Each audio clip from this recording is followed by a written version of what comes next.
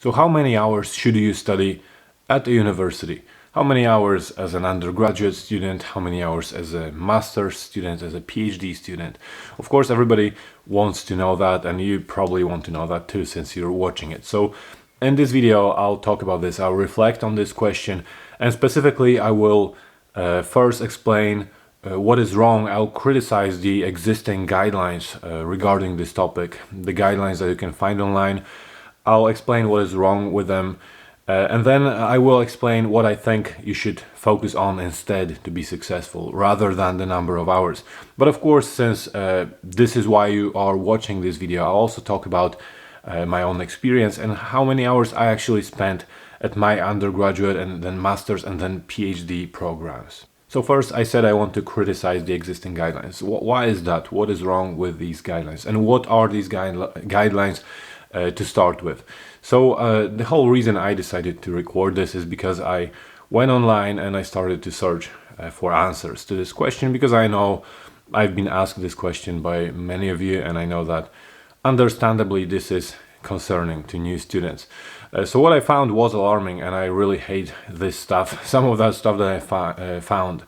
Namely, I noticed there are several patterns there. So some common figures such as 40, 50, 60 hours, common statements saying, for example, that your university is to be treated as a full-time job.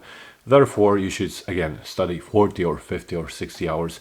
What is worse, I found some equations, common equations being shared on different blogs. And this equation, according to one of these equations, you should basically multiply the number of hours spent at the university in lectures and workshops by 3. And this gives you the number of hours you should invest in self-learning and learning at home. So if you have 20 hours of lectures or all the university instruction in general, this means you have to spend 60 hours at home. This is not true. I'll explain why this is not true. This is very, very wrong to even talk about such equations.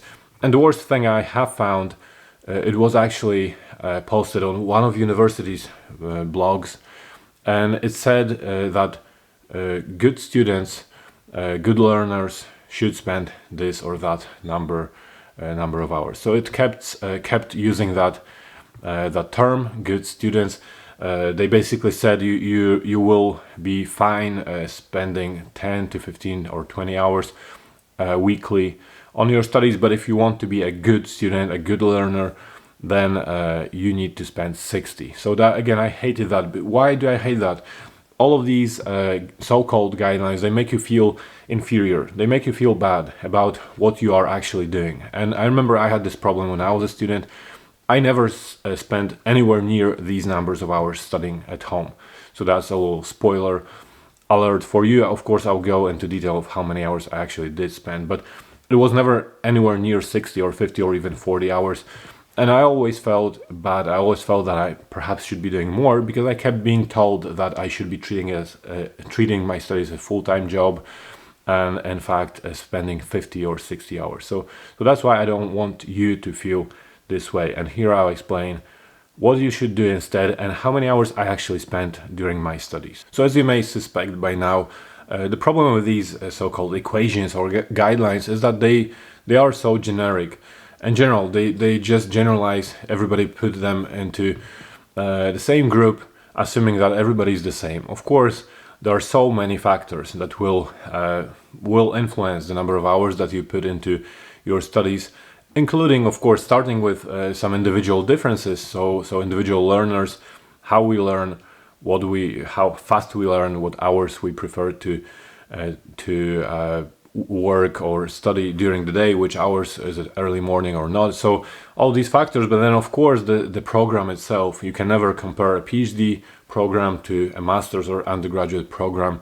Then it depends on whether it's full-time, part-time, etc., etc. So it's just not possible and not desirable to generalize like that at all. So what is more important? So that's my advice. What is more important than the number of hours is to be systematic. That's literally the most important thing to me, and something that really helped me throughout all my studies, all the levels of education that I did, And also in life, anything I wanted to learn afterwards, I often say that PhD taught me to self teach myself other things or skills. So after a PhD, I learned how to learn, and the way I do this nowadays with any skill, including creating courses, creating videos, which was also a new skill to me, of course, or even plastering my kitchen, which is something I'm doing now.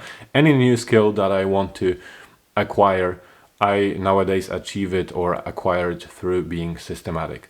So being systematic at the university and being on top of things is what you should do. So now, how does this apply to our question, how many hours? And the way it applies to this question is that, of course, you should know and you will know yourself.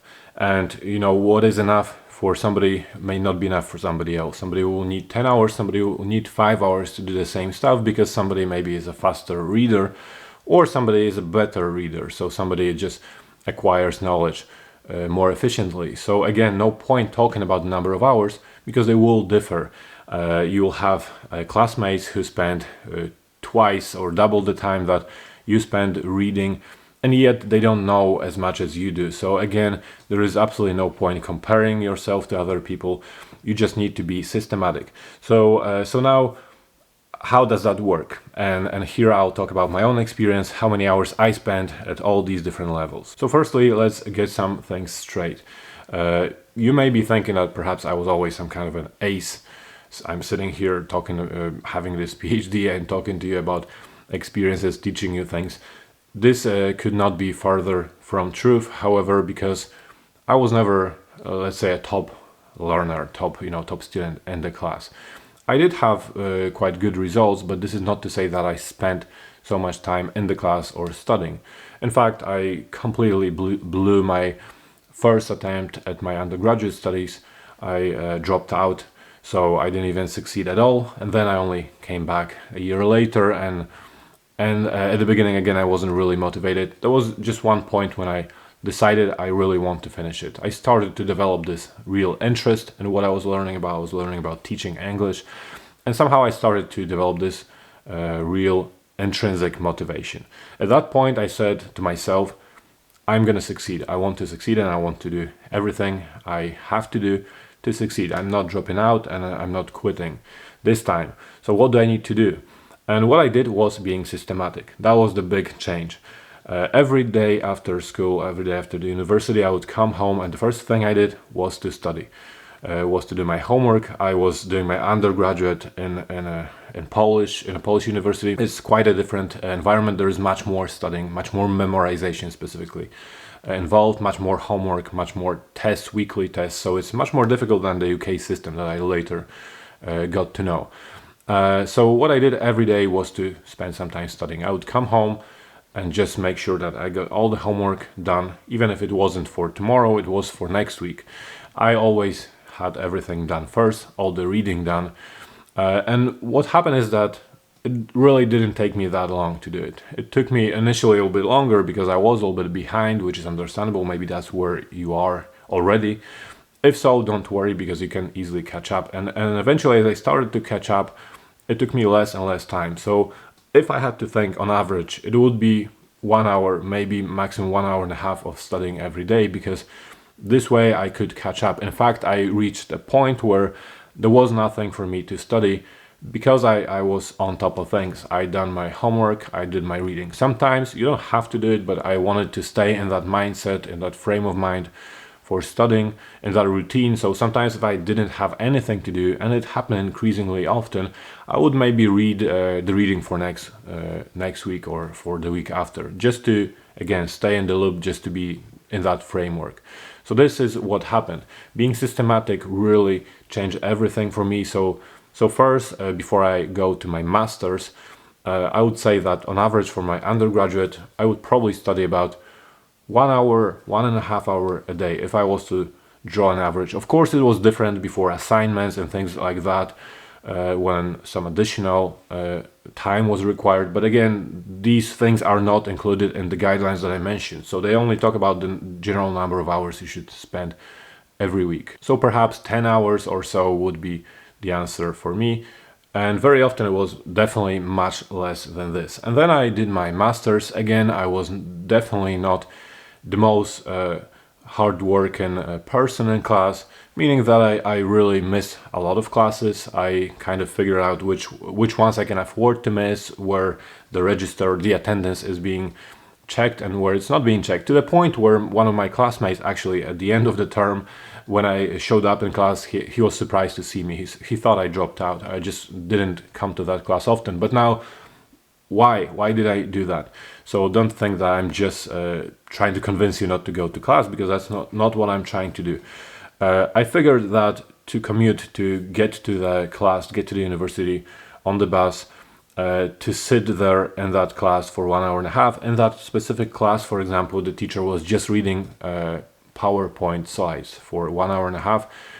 And then to go back home, I would spend like 2.5 to 3 hours just doing that. Whereas if I stay at home and I quickly read the material, it takes me 20 or 30 minutes, and then I can do the other things, like I said, the kind of things I mentioned when I talked about my undergraduate studies. So I will basically use that time to make sure that I'm staying on top of things. So I didn't just stay at home to sleep in, but rather, again, to be systematic. And what this meant in practice is that, again, at the master's, as I was doing my master's, I did lead a quite active social life. I would go out. I'd go out to watch football with my friends. So I definitely wasn't the kind of person that just keeps studying. However, I did have good results because, again, I was just being systematic, and again, same resolution. I just spent a certain number of hours or certain amount of time every day studying, rather than just quickly trying to catch up before the major events or exams or assessments. So as a result, again, the number would not be much different for me. For my master's, although of course it was very intense before these assignments, when I had to sit down and write several assignments and do a lot of reading. These are exceptional cases, but on average throughout the semester, throughout the term, again, I would say it was somewhere around 10 hours, maybe sometimes 15 hours a week. And mind you, I had so many other things to do as well, because I was raising my children. I had a baby. At that time I had another daughter already, so, and I was working full-time, most of that time full-time in a restaurant. So if you know that about me, I used to work in a restaurant, and during my master's I was still mostly doing full-time work, so it is doable. And then for my PhD, of course, PhD is a completely different category. For my PhD, again, what I heard was that it's to be treated as full-time job. Initially, I didn't treat it as a full-time job because, again, I was still working in that kitchen. But eventually, I had to switch to part-time, and eventually, towards the very end, I had to put it on hold completely because it did become more and more intense. But then again, so this is a PhD. Of course, you should expect to have to work a lot and study a lot for a PhD. So here, again, it's very hard to talk about averages. It's nowhere near 60, I'll tell you that right now, but 60 hours or 50 hours. But I would say it was more, of course, more intense than before. That I would say it was probably around 20 or 20 something hours every week. I did not study at the weekends, but I did study for at least 4 hours a day before and in between cooking and picking up children and things like that. So again, definitely not full day, but 4 hours is a lot. 4 hours daily is a lot, believe me. So this makes 20 hours in total during a week, and that's plenty. Again, the most important thing here was to be systematic. Of course, more important than ever because you're doing a PhD, so you cannot afford not to do that. There is no way you can achieve anything when you're not systematic when doing your PhD. I have other videos in which I talk about ways to complete PhD, and of course it's about time management, planning, and this kind of thing. So there are lots of little things that will help you get there, but none of that is possible if you're simply not systematic. So that's the answer to the questions, to what you're trying to find out from this video. Don't listen to them telling you to study 40 or 50 or 60 hours or whatever times 3. You have to understand yourself, be systematic, put in as much as you can, as much as you feel you should be putting into your studies. So this is it. I hope that you enjoyed it. I hope that you learned something new. Do comment under this video. Let me know how many hours you are spending on your studies. And here's another video, the one that I mentioned, and it's all about succeeding in your PhD program. So I think you will enjoy that one too.